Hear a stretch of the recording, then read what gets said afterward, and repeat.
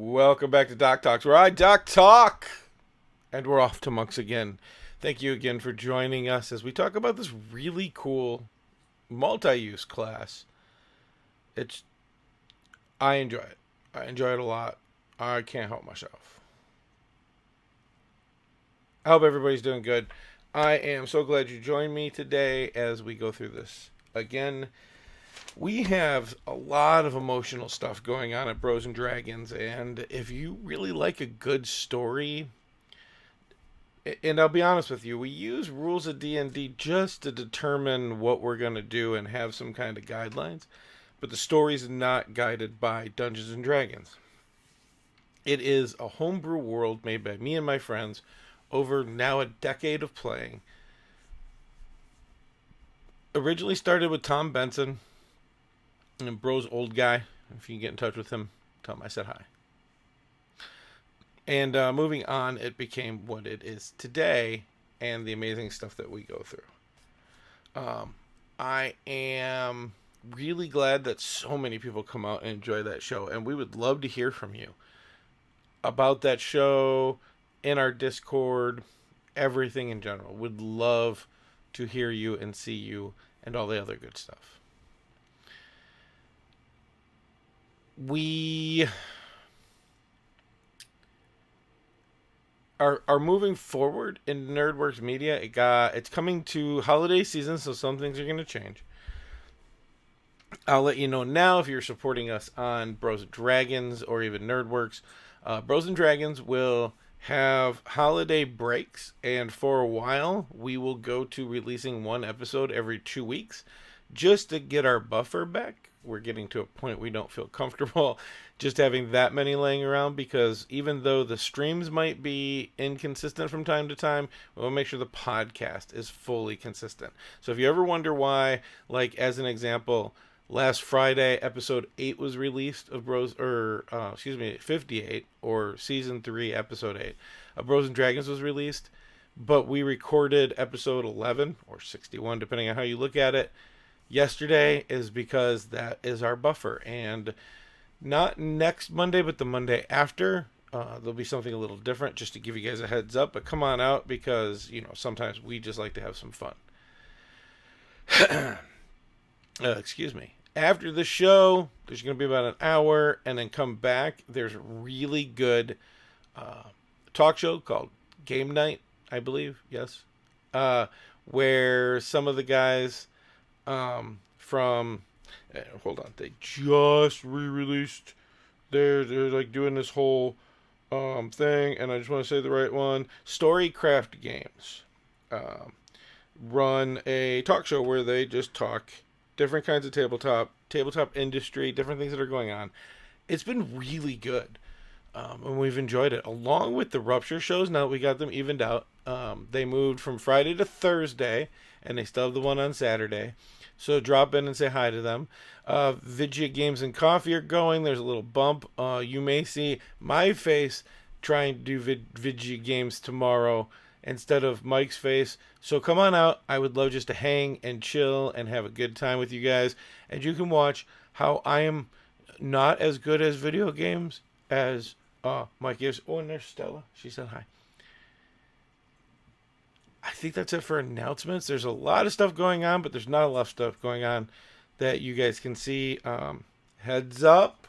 Maybe you want to be the first, well, second, because I already ordered samples for myself. But a new store might be coming that has Nerdworks on it, and you can help us continue what we're doing for very small profit on a lot of what we're going to sell, but we're looking to possibly get into having our brand out there. I ordered a coffee mug, a t-shirt, and a sweater. And they are samples, so I will let you know, and I will do it honestly about what I think with the company that we partner to do that. We are still in season 1 talking about D&D. We've had a few breaks, and right now we're just breaking down the different classes that you could play. And as the title assumes, whatever, we're still doing monks, and we're going to get into it. Last week I did a very short episode. I apologize for that. Sometimes my job gets a little out of hand, but I want to get these out as much as possible. And we covered Kensei, or Kensei, depending on how you want to say it. And I enjoy that class because it's very weapons focused, along with art focused. It's the fighting style of it being more of an art, with your weapon being part of you. Before we get too far into it, let's jump in and talk about what all monks get. Hey, do the thing. So we're going to try to cover Long Death and Mercy today. I enjoy Long Death, and if you haven't heard of it before, you're not alone. I talk to a lot of people, and unless you're one of those people that jumps on an app and sees it and you're trying to understand it, you don't understand a lot of this. I own all the books, so I get to read them and try to understand them. And I encourage you, though I don't do it on this show, I encourage you to read the little blurbs so that you get an idea of how you want to role play whatever you're going to play. Everything has like a little blurb about them on top, explaining them, what they might look like, what they might act like. And I encourage you very much to do said reading for said things. But as always, we're going to jump into what every monk gets. I do want to remind you that for the most part, monks are not attached to monasteries, even though in D&D that's the way it was. And you might ask why, or I don't want to do that and all this other stuff, but understand that the reason that monks did the monasteries was to give them an adventuring reason. Monks historically shut themselves out from everything around them. Monks don't travel, monks don't go on adventures. They might go on pilgrimages, but most of those monks are not the martial art monks. Historically, monks are those that are hermits that isolate themselves because they came up with an epiphany about some religious understanding. Whether it's connected to a religion or not is definitely not a thing. It was not definitely a religion it was connected to, but it was more of an esoteric study of themselves that they wanted to explore. So when you think about it, though, in this, you can do whatever you want. It is your character, but understand being attached to a monastery allows you to be attached to a land, especially if you're doing Faerun, a little bit easier, and to have ties and to be immersed into the game. It's cool to come up with unique, wonderful character ideas, but make sure that you're taking the time with either some studies or with your DM. I suggest with both, but definitely with your DM to immerse yourself into the area that you are going to be playing in. There's nothing worse than having a player that has a cool character with no connections on what's going on or no reason to be with the party. And remember, I've touched on that a couple times. Maybe we'll do an episode more on that, about having that connection in the party and why it's important for everything that's going on. Every monk, though, is going to get, the bonuses that everybody gets at the beginning. Theirs are a little unique because they don't get any armor bonuses. And that's because no armor is external where a monk trains from within, right? So a monk learns to count on themselves. Somebody once told me that they don't like monks in the party, not because of the normal DM thing about, it's difficult to DM against them. I don't think it is. It's okay for them to be a little bit more difficult, especially if it's in the story and the character's just working out. That's perfect. That's not bad, and it should not be condemned. But a lot of people have a hard time because they don't know what to give a monk for, like, magical weapons. And I've tried to explain that most monks are designed not to have that. Most monks are, in the Faerun world, very esoteric people. It's within. Everything they've got, their Armor is themselves. Their attacks is themselves. These are the epitomes of what a monk is. We look at... Sorry, I hear a train, and it threw me off. And the train got me this time. Sorry, the weather shifts, and when it does, I get a little clogged up. Weapons are simple weapons, all simple weapons, and short swords. Yeah, I think. But if it's not, I'm wrong, and that's fine. It's because monks really do rely on themselves and not necessarily their weapons. Kensai is more towards the weapon, and even then it had a choose a weapon even from the martial class, and you just become proficient with it. You gain an artisan tool or an instrument. This is an expression of the inner self being expressed outwardly. But choose whatever you want to have fun, but know that if you're trying to play the character, that might be helpful to you as well. It's neat to be this vicious fighter that plays peaceful and loving music when people understand having this cool idea that they connect to each other. You're granted unarmored defense, remember, because it is, as a monk, you're training from within. So usually unarmored, not having any armor on, you would do 10 plus your dexterity to give yourself an armor class. As a monk, you've hardened your life force. You've learned to channel your chi. Your ki is what they call it in this game. And you use that as well. So as well as your dex, you're now going to add your wisdom modifier as well, which ups it if you put the right numbers in the right areas. You gain martial arts. This lets you use dex instead of strength, which is major for unarmed attacks, and the damage roll for it as well. But it's for the unarmed attack. You now get a die. You start off with a D4, because usually when you punch, you're efficient with it, so it's 1 point plus your strength modifier. Now you start off with 1d4 plus your dex or strength, depending on what kind of monk you want to play. I don't have a straw hat, Azure. This is Doc. Nerdworks does the straw hat. I don't even own one, but I was thinking of, while I'm building my supercomputer, getting one, because Farmer Dan sounds pretty fun too. Farmer Doc as well.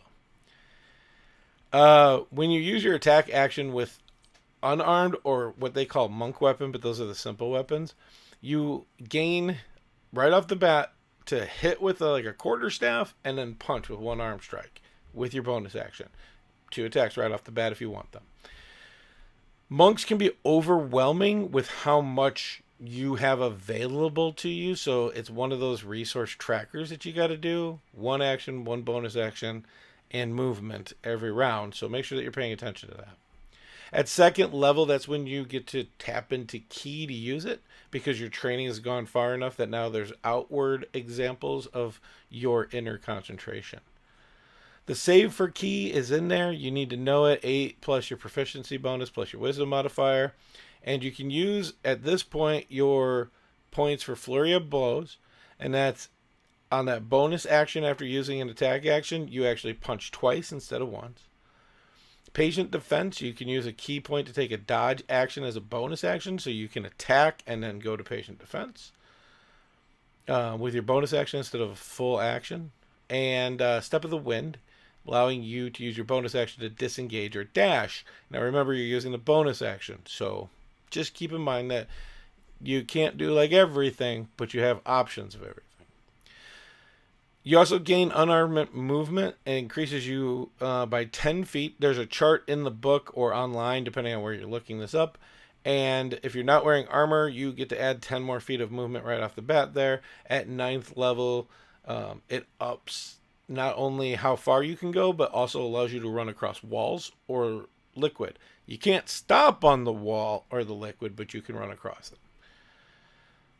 At 3rd level, you choose your tradition, which is what we're talking about when we talk about Kensai, or today we're going to talk about Long Death and Mercy.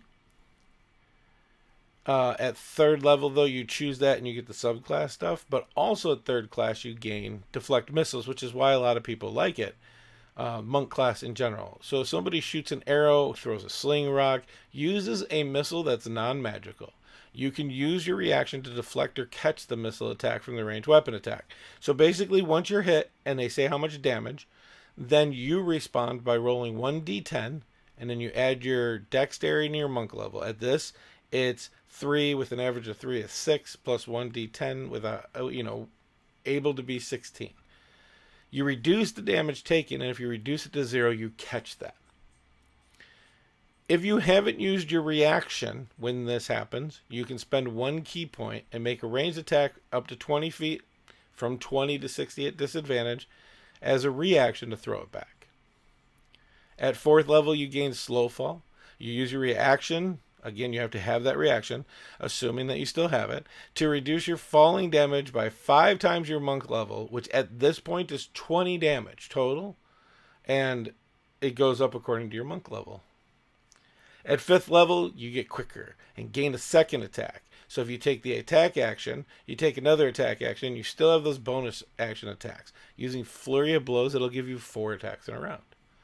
You can also use a key ability called Stunning Strike. This is the one I've played long enough that everybody enjoys. Most Dungeon Masters don't like, I enjoy it because it throws a little bit more strategy into everything.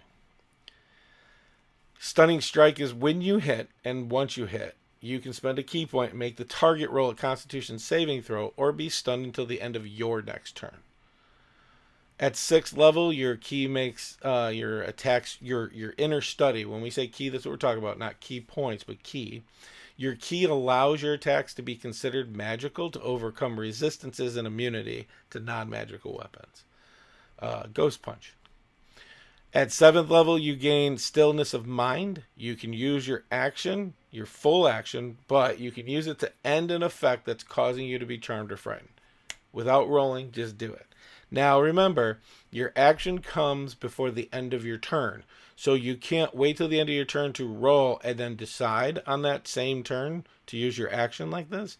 You have to either take the action to dismiss it or hope that you roll high enough at the end. And that's at 7th level. You also gain Evasion, which when you roll a dexterity save on an area effect attack or any attack that causes you to roll a dex save. Normally you would take full damage or half damage. Now you're going to take half damage or no damage, just like a rogue. At 7th level, no key points, no nothing. At 10th level, Purity of Body, you become immune to disease and poison. At 13th level, you gain Tongue of Sun and Moon, where you use your key, not points, but your key, to touch the inner key of another being. As long as they understand a spoken language, you understand their spoken language and they understand yours. So it's kind of, if there's a lot of language barrier, monks really can just overcome that when they get there. But that's 13th level. That's way on. But no, it's there. At 15th level, you gain Timeless Body. Your key sustains you. Now, I've had to explain this a few times. I'm going to do it one more time. You don't need to eat or drink anymore. And you don't suffer from the frailty of old age. You still die. You still get old. None of that changes. But you don't become weak and frail. A monk continues to be using their inner force, able to not worry about the passage of time. And if you're wondering, yes, there are optional rules to having old characters. And we've created a few table rules in the past for that. At 18th level, if you make it this far, you can become invisible and become resistant to all damage while invisible except for force damage. And you can use key points as well on top of this to astral project yourself. And finally, at 20th level, you become Perfect Soul. This lets you add 4 key to your roll. If you roll initiative and you have no key, you add 4 key points. That simple. That's a lot, and that's why a lot of these other ones are going to be shorter, but that's what monks get. Now, we got to break it down a little bit more, add a few more things. Monastic tradition, monasterial tradition, whatever, subclasses.